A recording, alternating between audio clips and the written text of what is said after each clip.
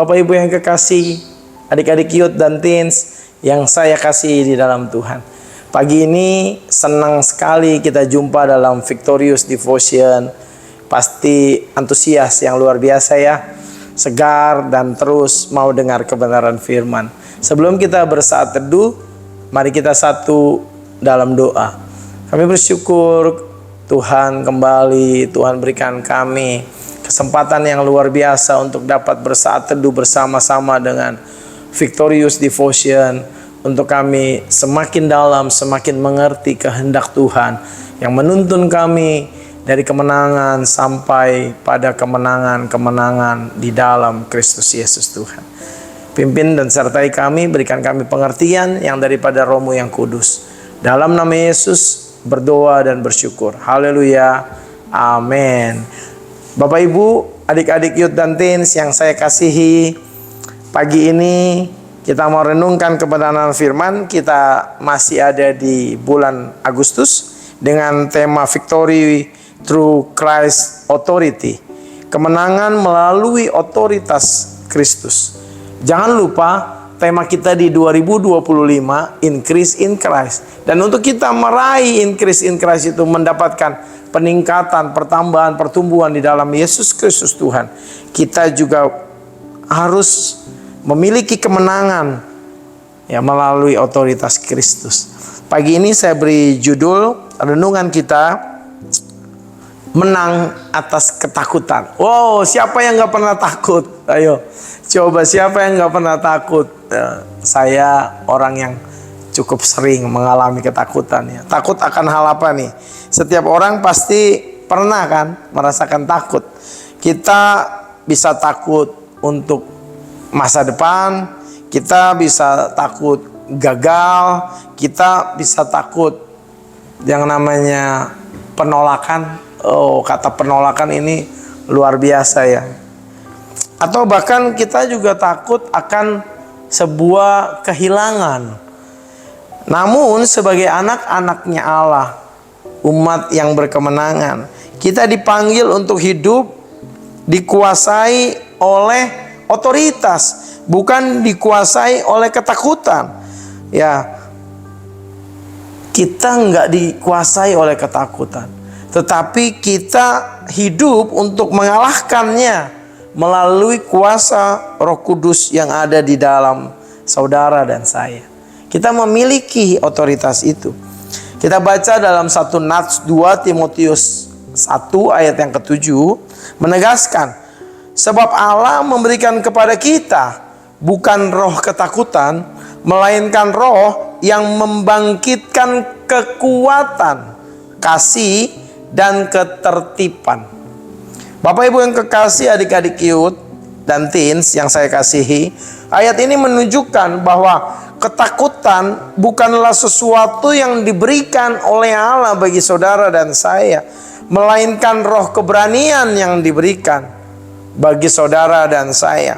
Roh Kudus tidak menghasilkan ketakutan, tetapi melahirkan keberanian, kasih, dan ketertiban, atau bisa dibilang pengendalian diri. Ketika takut menguasai hati, kita perlu ingat bahwa ini bukan sesuatu yang daripada Tuhan.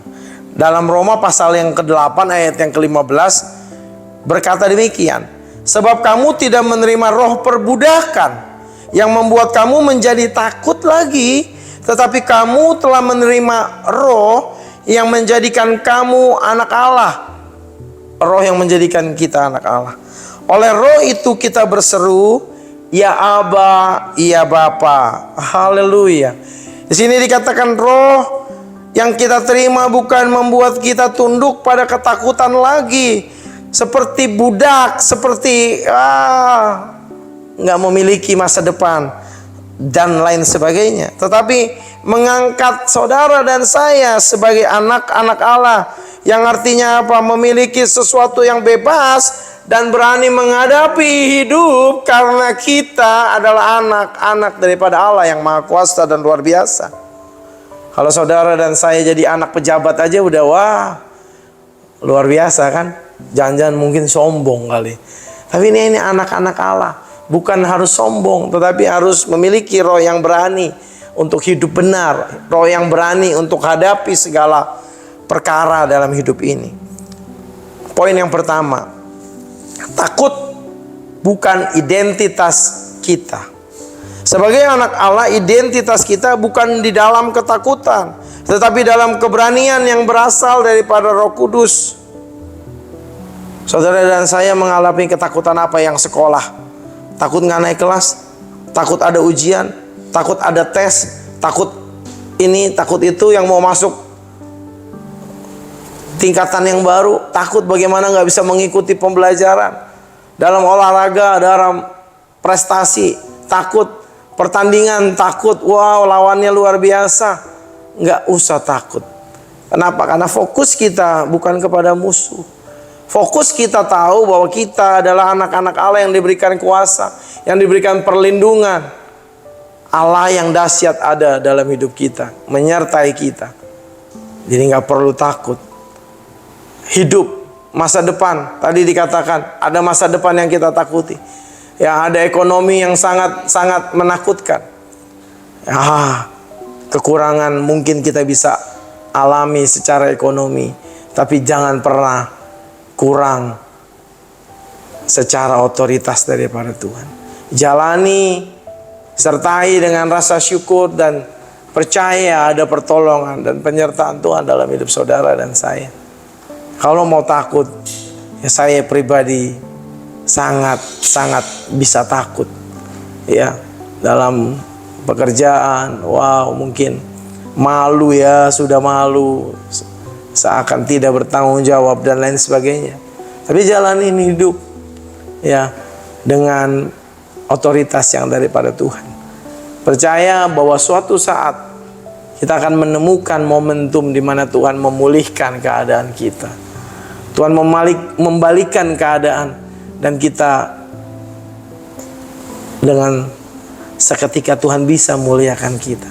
Tapi kalau saat ini kita harus menghadapi hal-hal yang mungkin menyakitkan, melukai, seakan-akan kita diinjak-injak. Ya, rendahkan hati, jalani. Tapi jangan pernah merasa takut. Percaya Dia Bapa kita. Dan tidak ada Bapa yang akan injak anak-anaknya. Amin. Dia berikan kita otoritas untuk mengalahkan ketakutan.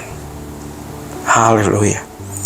Yang kedua, otoritas dalam Kristus mengalahkan rasa takut. Oh, luar biasa kan? Tadi kan takut bukan identitas kita. Yang kedua, otoritas Kristus mengalahkan rasa takut. Kita memiliki otoritas untuk menolak dan menundukkan roh ketakutan dengan iman, bukan dengan angku, bukan dengan gua bisa karena pengalaman. No, dengan iman. Iman adalah dasar dari segala sesuatu yang kita harapkan dan bukti dari segala sesuatu yang belum kita lihat. Percaya saja. Percaya saja. Yakini dirimu bahwa engkau adalah anak-anak Allah, yang dimana Bapa tidak akan pernah injak anak-anaknya untuk mati. Bapa disiplin anak-anaknya untuk mengerti, untuk menjadi tough, untuk menjadi tangguh hadapi realita kehidupan, tetapi sadar memiliki kuasa itu. Otoritas dalam Kristus mengalahkan rasa takut. Ayo miliki itu. Yang ketiga, Roh Kudus memberi kita kekuatan, kasih, dan kendali diri. Ini adalah 3 poin yang luar biasa untuk melawan kecemasan dan ketakutan. Yang pertama, kekuatan untuk bertahan dan maju apapun keadaanmu. Maju. Percaya dengan iman. Ada kasih yang mengusir ketakutan. Ada kasih di mana dikatakan bahwa kalau kita masih memiliki ketakutan, kasih belum sempurna dalam diri kita. Kalau kita memiliki kasih, kita sadar dikasihi, kita tidak akan pernah takut. Kenapa? Karena kita percaya kepada Dia yang menopang hidup saudara dan saya. Ayo belajar, sama-sama belajar. Saya pun belajar. Yang ketiga, ketertiban, penguasaan diri untuk tetap tenang dan bijak saat badai datang. Seringkali kalau badai datang kita ikut ngamuk. Badainya begitu luar biasa, kita lebih luar biasa daripada badai. Kita mau ikut ngamuk, rasanya mau teriak, mau ngamuk sama Tuhan juga. Saya pernah ngamuk sama Tuhan sekitar tahun 1900 berapa. Ingat banget di kamar ngamuk, tiba-tiba ada gempa bumi, kabur saya keluar dan berkata, Tuhan nggak mau ngamuk lagi. Haleluya. Ayo, ada otoritas untuk mengatasi rasa takut. Saya tutup dengan satu quotes. Ketakutan mungkin mengguncang, tetapi tidak akan pernah mengalahkan hati orang-orang yang percaya bahwa ia adalah anak-anak Allah. Kita satu dalam doa. Kami bersyukur Tuhan, dan biarlah kami memiliki otoritas, menggunakan otoritas untuk kami mengalahkan ketakutan. Pimpin kami, pimpin hamba-Mu untuk jalani hari-hari yang mungkin menakutkan, tapi ada otoritas untuk mengalahkan rasa ketakutan. Dalam nama Yesus kami berdoa, dan damai sejahtera-Mu bagi setiap kami. Haleluya. Amin. Sampai jumpa dalam Victorious Devotion selanjutnya. Shalom.